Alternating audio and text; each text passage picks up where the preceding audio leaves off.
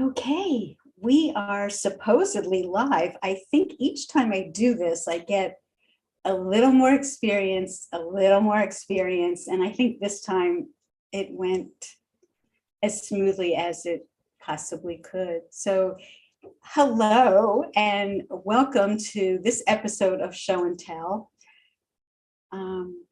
Oops, sorry, I just messed myself up. Oh, it was going so well. I jinxed myself. Okay, I just want to move this so I can see. Great. Okay, so I am here today with 8 other lovely knitters from around the world. I'm Billie, and I'm going to let them go around and introduce themselves. I think by now, if you've been watching, you know some of them. And then we are open for comments for the people who are out there in YouTube land watching us. So Michelle, just, tell us your name, where you're from. I'll shout out your name. Go ahead. Hi, so I'm Michelle and I live in Westcliff-on-Sea in Essex by the coast, and I'm a bit addicted to vintage knitting, you could say. So I've been knitting vintage patterns for probably the last 20 odd years, probably even longer because time flies. I haven't got, I haven't written a script, so I can't remember. But yeah, so I'm happily knitting away. But I must admit, since I've been on this particular project, I haven't knitted anything but the project. So I'm kind of looking forward to finishing it, you could say. In short, you're in England, right? Yes. Yeah, England, UK. Right. Yeah. Sophie. Hi, I'm Sophie. I am also in England, in Kent. And I'm also an avid vintage knitter. Thank you. Ariana. So so my name is Ariana and I'm coming to you from Montreal. And I just love knitting. It got reignited when I went back home with my mom to Berlin. Actually, it's her hometown. And suddenly I learned how to do socks on DPNs. So now I'm just knitting, just love knitting. So I think this is a wonderful experience in just a different knitting technique. And I'm coming to you from Montreal. Thank you. Haley. Hello.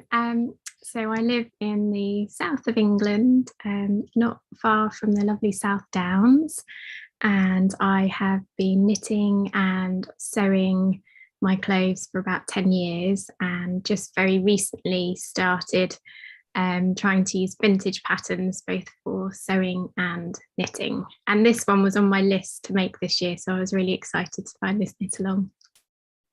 Thank you. Thea? Hi, everybody. I live in Ottawa. Beautiful snowy day here today. Excuse me, that's Canada. Some people might be, in another part of the world, and they just might not know. New York, everybody knows, but I'm sorry to interrupt you. Correct. The capital of Canada. Mm. I am not a hand knitter. I'm a machine knitter. I am a very keen, stranded, Fair Isle type of knitter. I really love doing color work. And I also like the Chanel period jackets. I sew a lot. I sew jackets. I love making jackets for myself. And this appealed to me because it's, the Chanel period and it's color work. Thank you. Marlene. Hello, I'm Marlene from the Netherlands. I do like the history of knitting a lot and the vintage patterns. I have made one, but it didn't fit.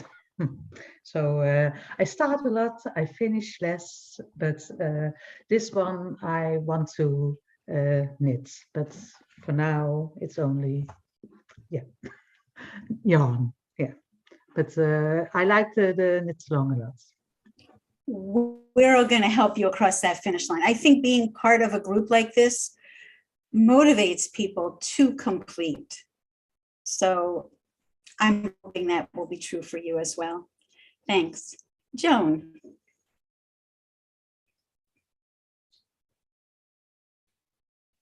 Hi, I'm Joan. I'm in Winnipeg, which is in Manitoba, which is right in the middle of Canada. We've had a vicious, violent 3-blizzard winter. So we've been minus 40 and I've been sitting inside knitting pretty much. Yeah, minus 40 in Celsius is the same as minus 40 in Fahrenheit. So yeah, vicious winter. I knit, I spin, I weave. I don't sew all that much anymore. And I have a knitting machine that makes me cry. So when I want to have a little bit of soothingness, I pick up my needles. And I like to do color work, and I like to work all in natural fibers. Because for my climate, if you don't wear a natural fiber, you're going to lose a finger or a nose or an ear. But that's me in Winnipeg. Thank you. Maria Elena.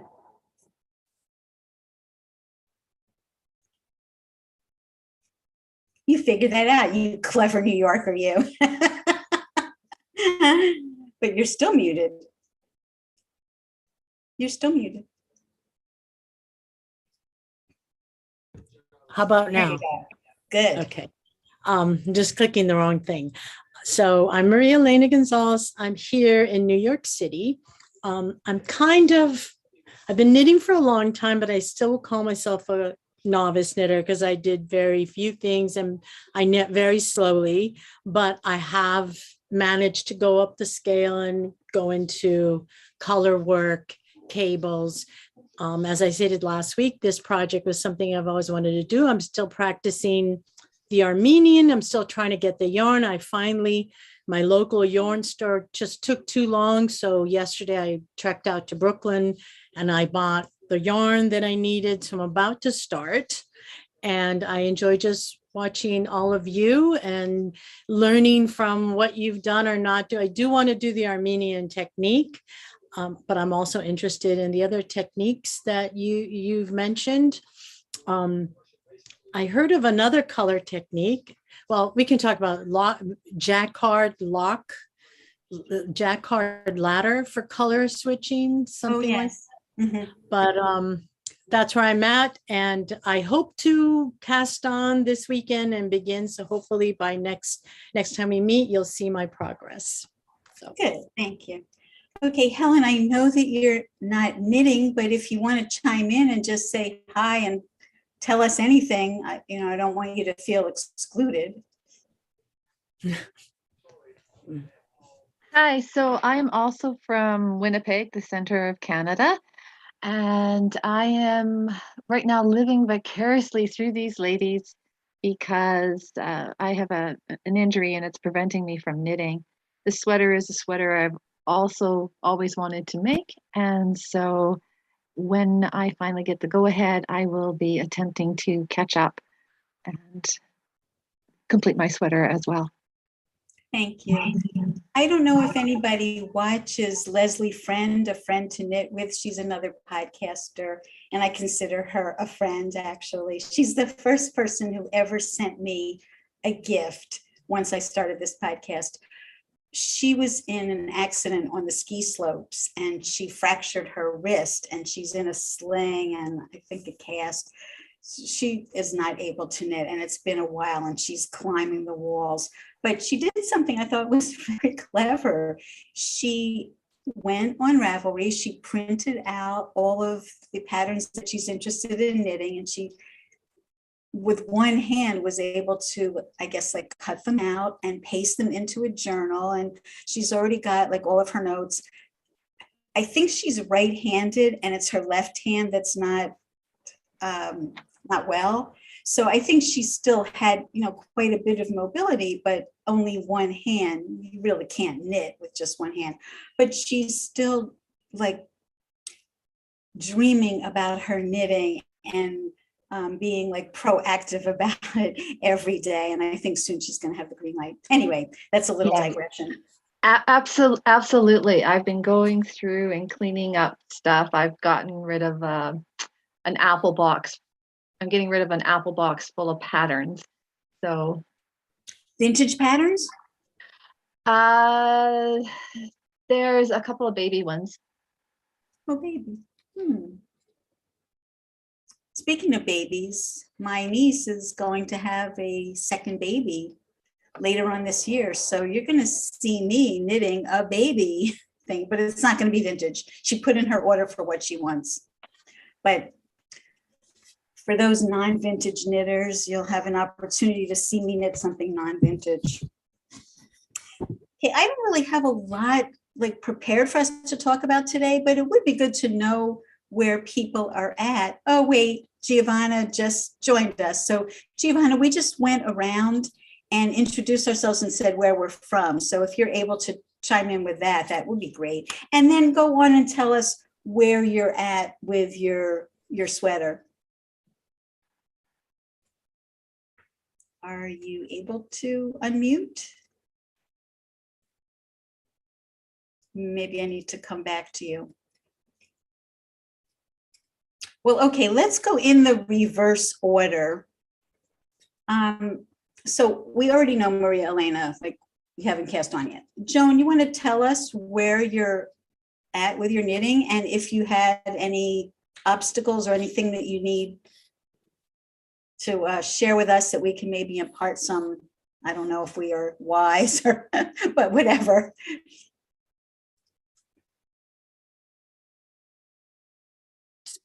Spilling fiasco. I had to wait for the bottom of my sweater to dry. So I cast on my sleeves and I finished them just the other day. Now I'm back to the front. I've started the decreases for the armholes, but when I was planning, I liked the bow from the V&A sweater better.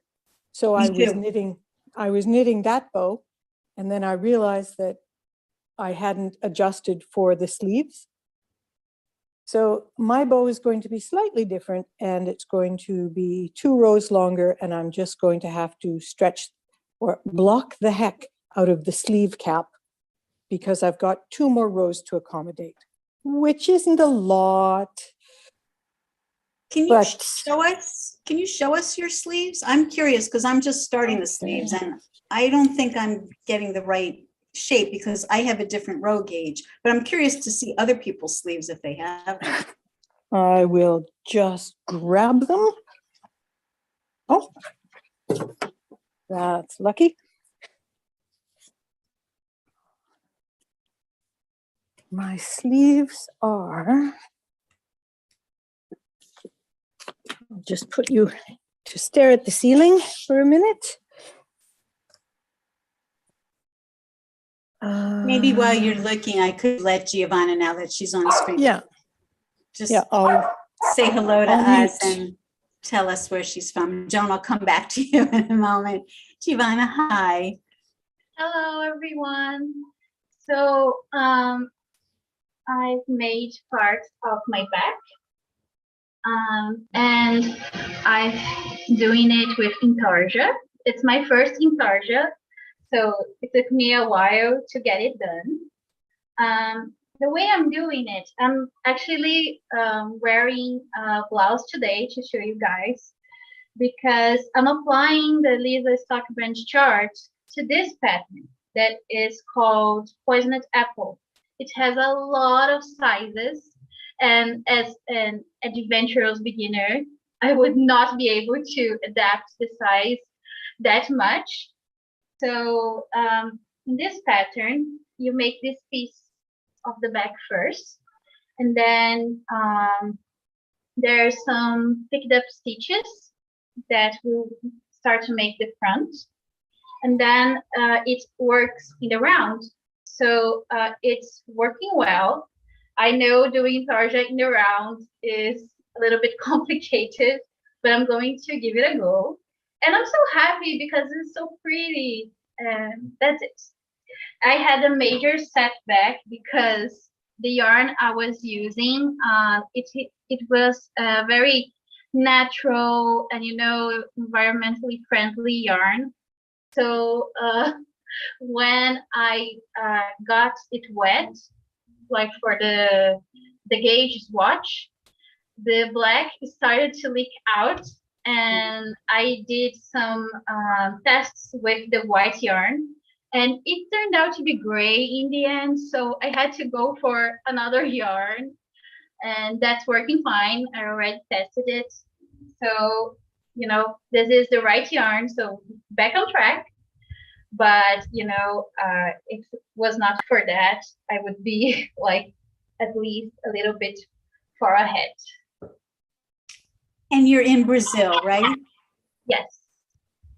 That's what This company that makes the yarn uses a tree called pau-brasil, and they are great for the environment because there is this company that makes violins, and they use the yarn company, the wood that is left over of the violins that would go to the trash, to dye the yarn black this way. And so it's a very, hand indie dye that leaks a lot because they don't use very harsh chemicals that fixates the dye into the yarn. So I've already allocated another project for it, but now I'm actually using only Italian yarn. So Italian yarn for Elsa Schiaparelli, right? Yes. Very good. So you're talking about violin, the musical instrument? Yes, it's made How with interesting. Yes, it's made with a type of wood that is actually endangered here in Brazil. So they make a lot of violins certificated by the government with a lot of care to the nature. And then the wood that's left over, it's used by Fios da Fazenda, that is the yarn company. How it's very interesting. Yes. Thank you. Thank you. Okay, Marlene. So I'm still winding the bolts. Yeah. But I have a big incentive. I turned 50 2 weeks ago. Congratulations. Thank you. I did like your vlog a lot then. It was very funny, and oh, Michelle, how good you are already. Yeah. But my husband said, I heard you talking about the sweater a lot, so I gift you a few days in Paris in summer to view the exhibition. Oh, so lucky you. Yeah. Yeah. Oh, So I the want question to know is, all about it. Please take lots of pictures. Yes, I will. Oh. Yeah. So I have to have the sweater. Yeah.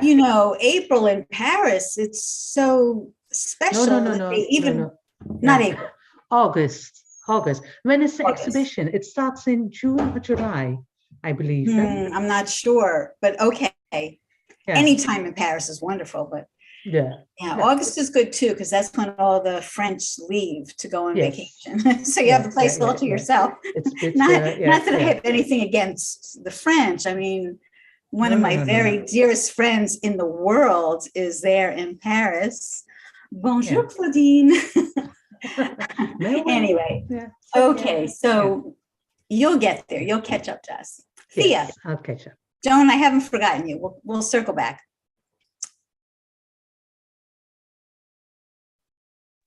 Here, you can hear me, right? So I have recalculated all the stitch numbers from the diagrams to my gauge, which is quite a bit different. My gauge is 28 stitches and 44 rows for 10 centimeters by 10 centimeters. That's the nature of the beast. I measured some sweaters I knitted for myself to make sure that my recalculations are going to end up with the correct size for me, okay, in terms of length, arm length, body length, and all the dimensions. And I have knitted the sleeves, okay? Oh. So I don't know, I did 2x2 rib, okay? It's, I messed up on the cast on, so I had to put the cast on a wire, and I will do a chain stitch cast off, but the rest of it is done. And then so I did rib for a nice long distance. I like a long rib, and then I did intarsia for the wedge here. It ended up a little bit flatter. I don't know if you can see any of the color. It's dark on dark. So it ended up a little bit flatter than I expected. Probably user operator error in terms of counting the stitches. I increased 2 instead of 1 at a time towards the wedge, but I'm going to leave it like this. And I'm ready to start on the back.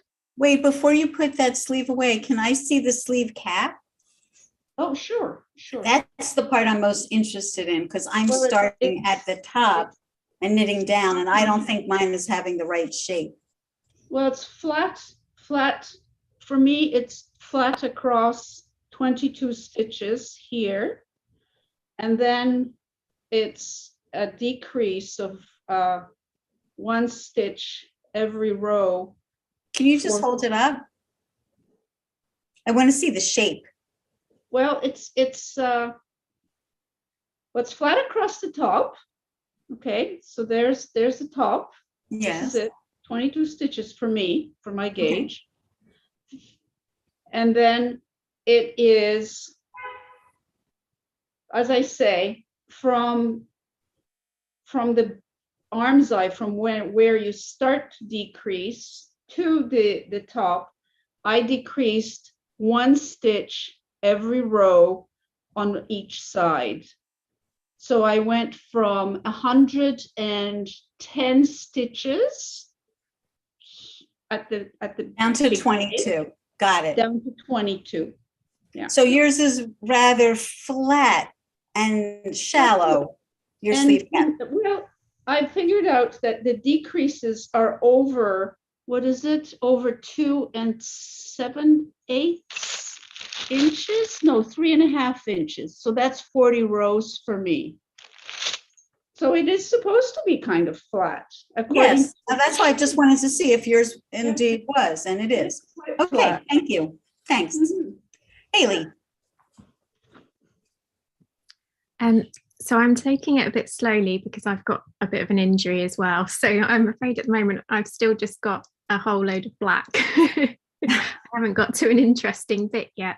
But soon, this is the back piece, and soon I'll be shaping for the armholes. And then I'm thinking about not doing the sailor collar, actually making it more like a scarf has been wrapped around rather than a sailor collar. So I might change the bow a little bit.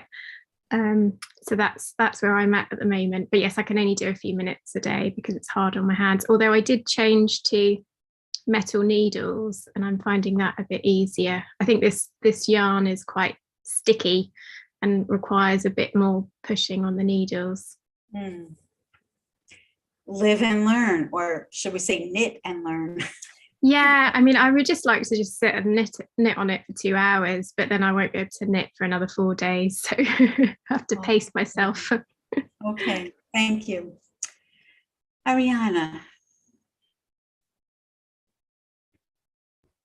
Okay, so I'm just chugging along. So I'll just show you the front. I don't know if you can see this. I don't see my camera. Yes. Okay. Yes, I can see it.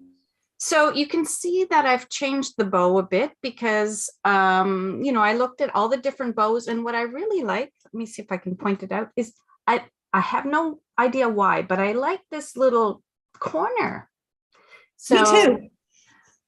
And it was on the, what is it? The Albert? DNA. Mhm. Yes. So that's what I incorporated. So this is where I'm at, and I'm looking forward today to finding out how everybody is doing their sleeves. What I've done so far is I've added stitches on the sides to accommodate, my extra topography. Let's just say that. And now I'm just waiting to see how everybody's doing their sleeves, and I'm just going to continue on. By the way, I should mention, okay, so I'm using the knitting belt to do this, but on the sides, you'll see it's kind of in fashion now to have, I think it's called barber. Yes, the knitting barber. I keep hearing this. Mhm. Yeah. But what we did, or my hubby, he ordered from Etsy somewhere. These are actually very cheap to buy, and I cut them up so that my stitches don't fall off the end. So I can just pop it off here like this, and then keep all my stitches on.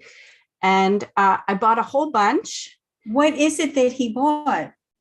These are silicone tubes, and you can get them in different sizes. So for the larger size, this is a 3 millimeter. And I think the ones they're selling are 2 millimeter, and they're used for purling for children beads. Very, very cheap. Silicone tubing. Okay, Yeah. That's a fabulous tip, because I haven't bought those knitting barber things. And They're I know super many people expensive. have, Yeah. but they're also limited in sizing. And we tend to knit on smaller gauge. So I'm going to look into Yeah. Check it out, because you can get so many for next to nothing. Silicone. Yeah, silicone tubing. They're long. Okay. And you can cut them up. Great. Thank you. Sophie. Okay, so I finished my front while I was stuck at home during COVID. There's a silver lining to every cloud, huh? Yes, exactly. So this is it. I haven't blocked it Looking yet. good. But I really like it, and I've measured it, and it should fit me without problems. But yeah, I also like the back because I did the switching of the yarns every time on the bow, so it would look slightly different on the back than here where I did it every second stitch. That was just for fun, basically. But yeah, I'm really happy with it, and now I've cast on for the back. Can I ask a question? The switching on the bow, is it every, what do you mean by? Yeah, every stitch. I switched the yarn, but I locked it every stitch on the bow. Every stitch. And then every second stitch on the rest. Okay, and every second stitch. That's a question I had from the instructions in the pattern. In Lisa's pattern, it's every, oh, there we go. Fantastic. So you carried it, you locked it in every stitch. Yeah. Okay. Because there's different variations. I know Lisa says every 3 stitches, and in the book Armenian Knitting, they suggest every 4 stitches. So I think you have to break it. You have to break it up. You can't do it in the same place on every row. Otherwise, you will have these vertical striations. So Lisa talked about at a certain point, she just did it wherever she felt like doing it, like randomly, every 3 or 4 or whatever. So, as long as you don't line them up one on top of the other, it seems like you'll be fine. So when you lock it in every stitch, like what we just saw on the bow, what effect does that have? I mean, if I could see it. It might impact your stretchability. Uh-huh. Oh, yeah, that's true. But I tend to be a loose knitter, and that looks really lovely. So I might want to. Okay. Try that. You can always swatch and see how it looks and how it feels.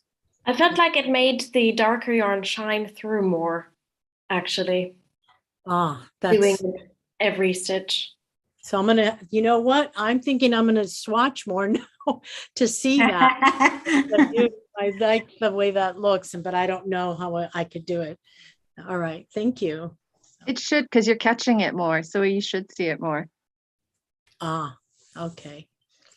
Because in my swatch that I'm doing now, and I'm switching from every 2, every 3, I'm trying, it's not really coming out as much as I'd like. So I think I didn't realize you could do it. You could catch every stitch. I haven't tried that one yet. So It's going to take, I would think, a lot longer, but depending on your gauge, I mean, if your gauge is not Lisa's gauge, you might want to go up on a needle size so that it's looser and then it shows through more.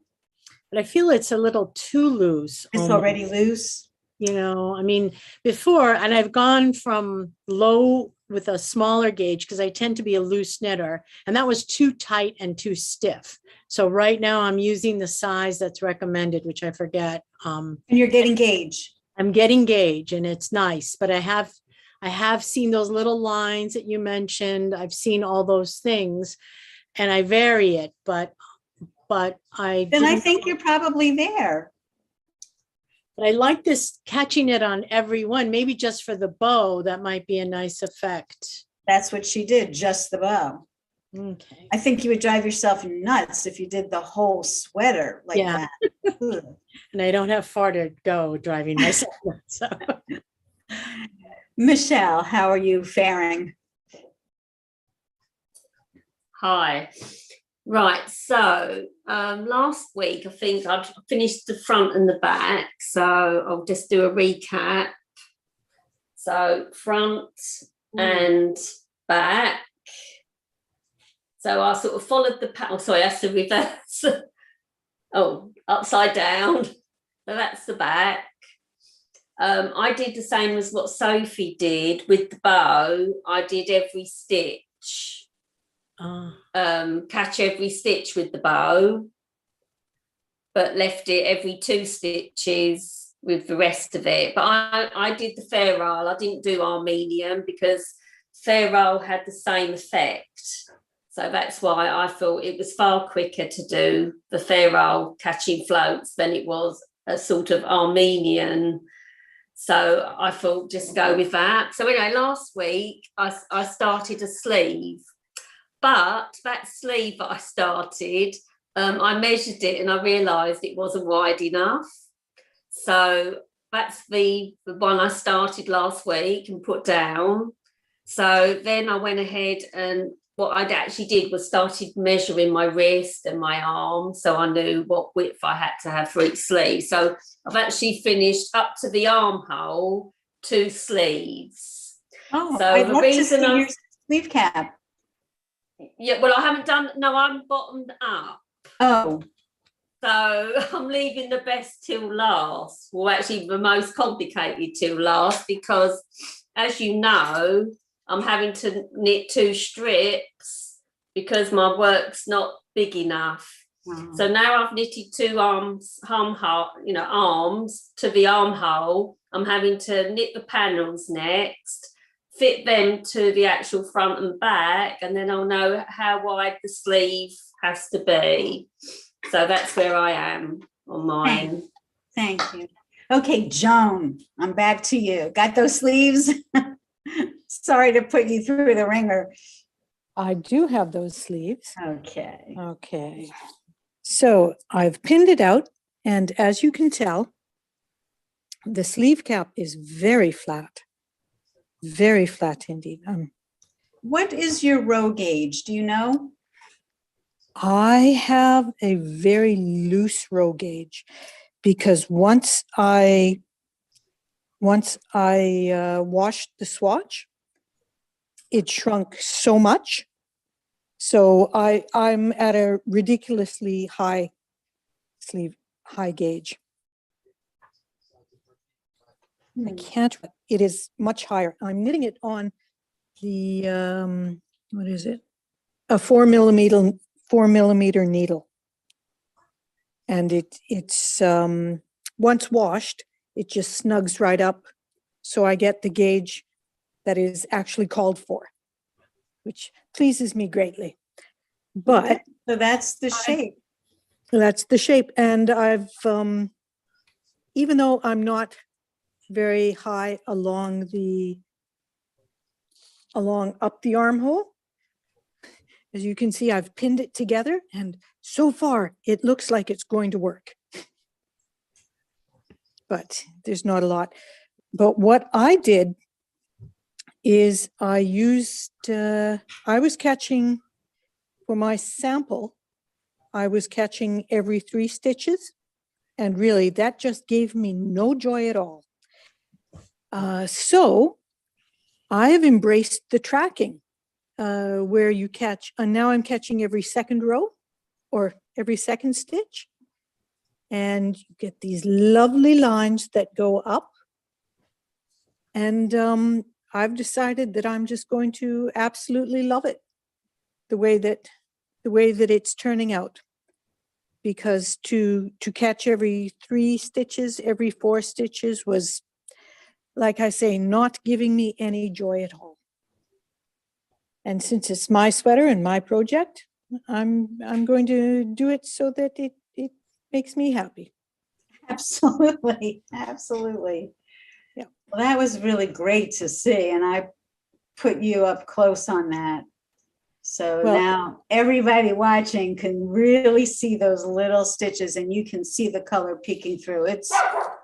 It's great. Okay, so I haven't spoken yet at all about mine. Because you're wearing it. Well, I'm Sort of. wearing it, but it's not assembled. I have all kinds of clips and pins holding it together, but I revamped the shape of the bow. I ripped this out, I think about 8 times. Oh, I could put myself, I guess, on speaker view. Hang on a second. I wanted the bow to be longer because I thought since I'm short, it would be more slenderizing, but I had these loops really too long. So after I got down to here and I saw that it wasn't the right proportion, I ripped back to here and I redid it. And then I didn't like how it looked. And I too liked the Victoria and Albert bow better than the Philadelphia Museum bow. So I was back and forth with this section, I think about 8 times. Now, my back is pretty much done. And I did that little sailor back. And you can see I have it all pinned down here. I think my arm side is a little bit large. I might take it in down here. But when I started to knit the sleeve cap from up here downwards, the number of stitches wasn't enough. I could see that right away. So, it wasn't going all the way down. So I'm doing more stitches, and I'm probably going to have to do some short rows to get it to come down.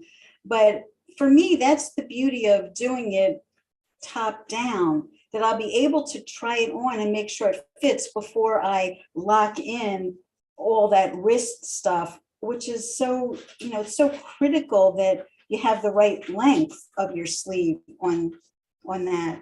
So that's where I'm at. I just completely slid the needle out of here. I still have one of my ChiaoGoo cables in the back stitches because I will probably want to lengthen both the front and the back a little bit. But at least now, when I tried it on, I could see my hip area is my widest.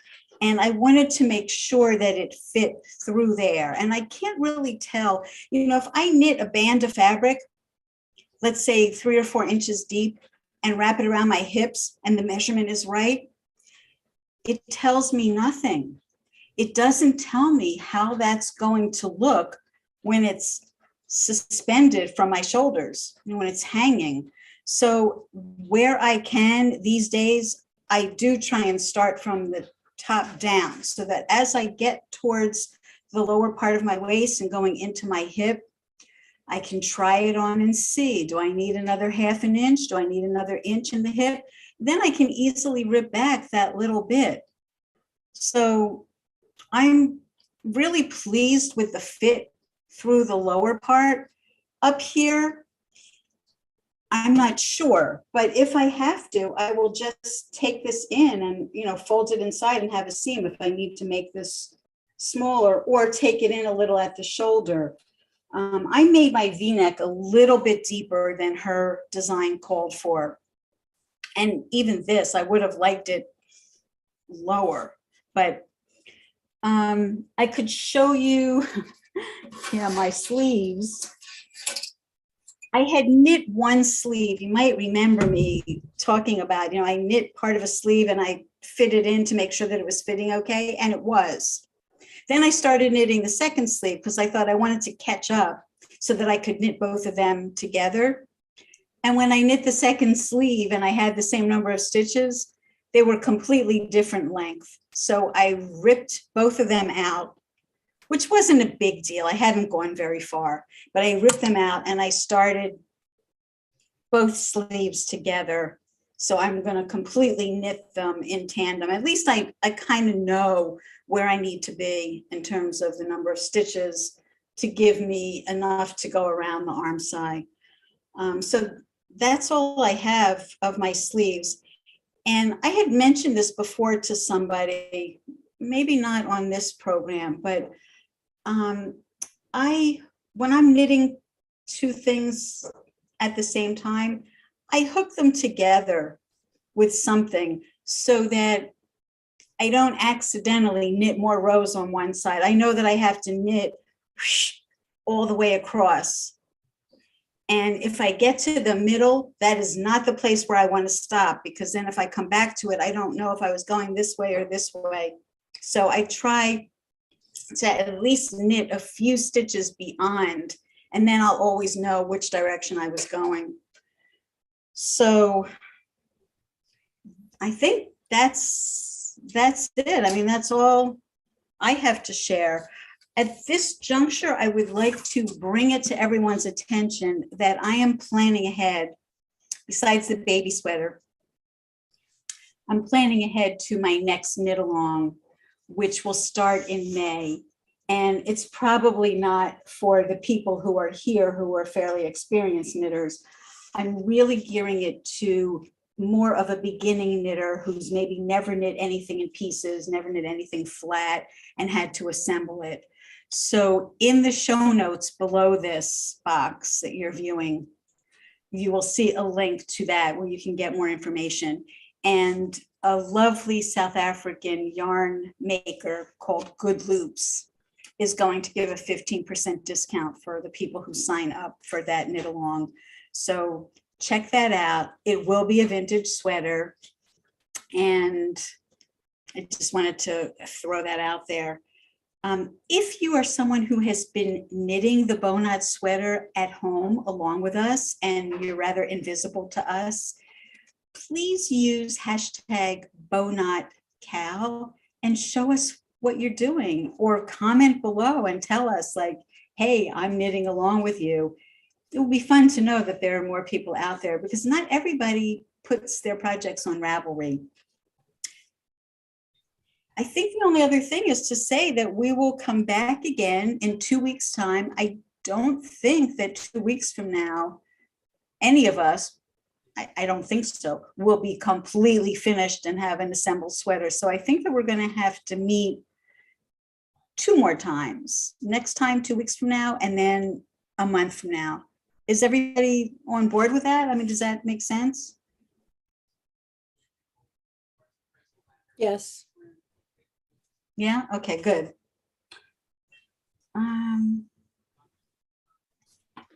But I do give Michelle a good chance of finishing. Yeah. Yes, I hope so. Oh, let's see. Well, that You does will. depend. You will. Does depend how I go with my armholes. Yeah. Yeah. So we'll see. I'm sure there'll looks- be a few more challenges along the way. It It's will not be. a simple. I mean, it's been a learning curve. This project actually. And I think, you know, if I was to knit it again and know where I went wrong first time, then the second attempt would be more successful. Yeah.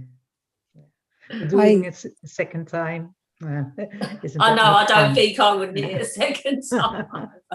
I don't think it's that hard of a pattern, but if you are not satisfied and you rip back like I have, then it just prolongs it. I think if you're doing this in tarja and not doing all of the Armenian extra stitches, I think this is a pretty straightforward sweater that, you know, if the fit works out, like Lisa says it does, if you got her gauge and you did exactly what the pattern calls for, I think you could knit this in probably a month or two, maybe less than 2 months, because it's big gauge. I'm using DK weight yarn on a size 5 US needle. That's very, you know, fast for me. I'm used to knitting on a size 2 or 3 needle with fingering weight. So, you know, this is going very fast. That's why I didn't hesitate to rip out my bit of sleeves, because I knew like in a day I could be back to where I was. Okay, Edie, my puppy, says, hello, ladies. All are doing well with your project. Thank you. And Dawn, who knit along with me on the Genie Knit Along, is always out there watching. And she said, hi, everyone. Hello, everyone. So hi, Dawn. Thank you. I think that's it. Unless somebody else has anything that they want to contribute, I think we should just say goodbye and see you in 2 weeks. And everybody should stay healthy. I have one thing to say. If this technique, which was first publicized or brought to the fore in 1927, if this had been a really beloved technique, like Fair Isles or cables or all stuff, we'd all be doing it. I'm thinking this technique has very much drawbacks to doing it, and that's why it hasn't become popular. Because if it was quick and fast and easy, this is how we do all of our sweaters right now. So over the course of 100 years, we've learned that no, not a lot of people like to do it this way. And that's fine too. Not a lot of us are wearing whalebone corsets either. I'm not sure that I agree with that thought process. You know, I'm not sure if that's the reason. I think back then things were very different. She was a couturière. She was knitting for very wealthy women who could afford her haute couture. So when Ladies Home Journal, and you know, I hope Lisa will correct me if I'm thinking incorrectly here, but when Ladies Home Journal came out with sort of a knockoff of the Schiaparelli sweater so that women at home could knit it, and that wasn't for a year, you know, it was like a year later, they modernized it and made it more accessible to the average knitter. So I think they already, you know, made a different step. I don't think it was ever meant for the regular person to be knitting it in this way necessarily. So I haven't really looked at that Ladies Home Journal pattern. I'm not sure if it's calling for the Armenian technique. Maybe some of you have read it and know. I was more just looking at like the, you know, beautiful picture and how they had come out with a pattern, and Lisa spoke about it, but I didn't really look to see were they doing this specific technique.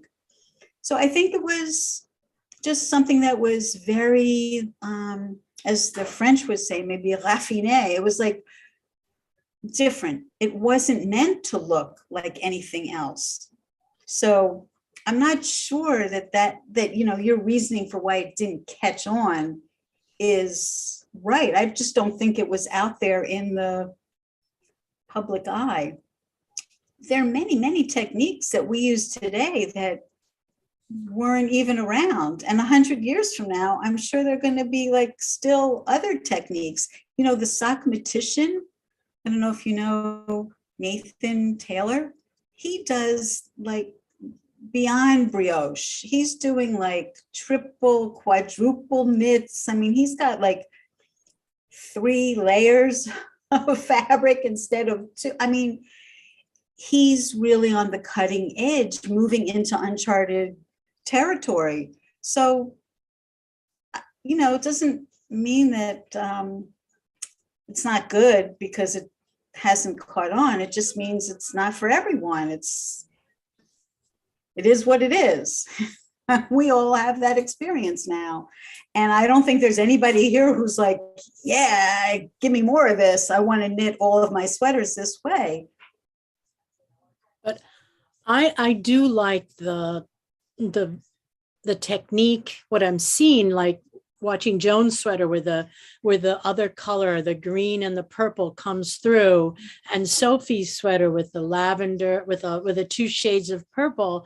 I'm planning on doing black and white, but seeing all of other people's work is really inspirational, that you can combine different colors. And seeing the other Schiaparelli images, there's one where it's green with like a man's tie in the front.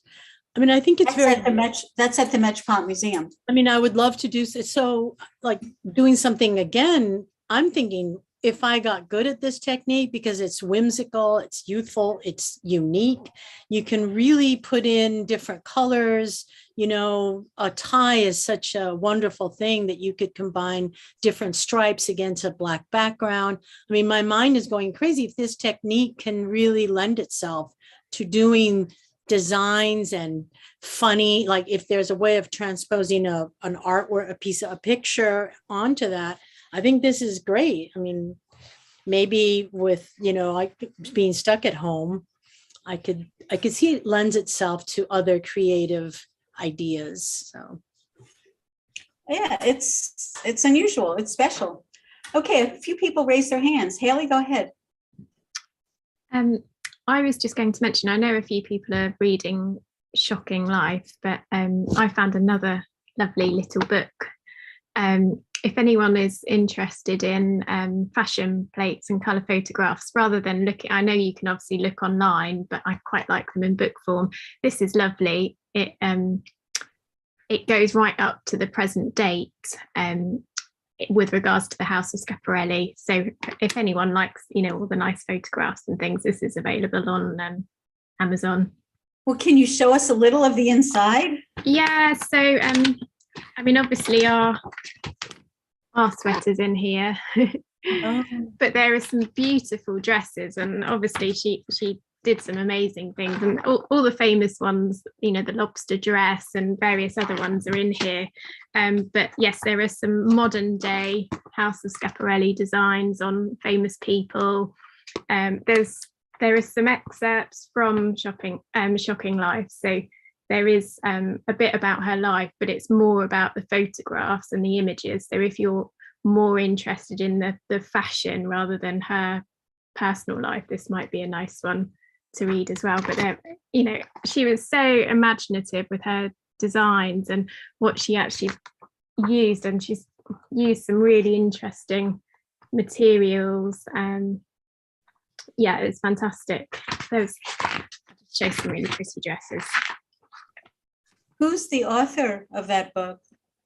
Emma Baxter Wright, and it's part of a series. So there's a version for Chanel, Dior, Gucci, Prada, Louis Vuitton, various ones. And obviously this one's pink, which is lovely. Thank you. Yes, Thanks. It's nice if you just like to look at photographs in book form rather than on the internet. Thanks for bringing that to our attention. It looks lovely. I have a feeling that the book that Lisa Stockybrand mentioned by Dilys Blum, I think it is, from the Philadelphia Museum, the catalog for the show retrospective is probably also, you know, chock full of wonderful photographs. Thanks. Michelle? Yeah, what I wanted to say is this technique, I kept thinking, what does it remind me of? And it actually reminds me I used to have a 50s evening dress, which was like a lace brocade with it was black with a gold lining. And when you actually wore the dress, you could see the lining from, you know, in between the lace. And that's actually what this reminds me of, where you can see, you know, something revealed from behind it. So that's what I wanted to say, that that's what it reminds me of, this dress that I used to have, where you could see, you know, glimpses of the silk lining. I know what you behind mean. brocade. Yes, I know exactly what you mean. I have a sweater probably from the 50s that belonged to my mother, a cashmere sweater with a mink collar, and the lining of it is that lace with something behind it. So it looks like it's two-tone, but it's two separate pieces. Giovanna? So I just want to briefly add that the biggest obstacle for me to choose Armenian knitting was the lack of information about the technique. So I've encountered a Brazilian teacher of Armenian knitting. She makes lovely and amazing modern patterns with this technique. And she will start a class next month that has a whole module on the bowknot sweater and more information of the technique. Unfortunately, it is in Portuguese, but I can help anyone and maybe talk to the teacher if any of you have any interest. But I'm going to send you Billie her account so you can see the pattern, and I'm going to put in the stories and maybe tag bowknotKAL in one of her designs so everyone can see that. But I think the lack of technique is that something that really made it unreachable for us. And the things she makes is amazing. I will go ahead and join her in her classes, and the color combinations you all chosen. I'm like, I need to do this in pink and green and purple. So yes, just wanted to add that information. I forgot earlier. Okay, I think we're done. Everybody said their piece. I'll see you in 2 weeks. Happy knitting. Everybody with your injuries, take good care of yourselves and do whatever you can. Don't hurt yourself. Bye. Thank you, Bye, Billie. everyone. Bye. Bye. Bye-bye. Bye.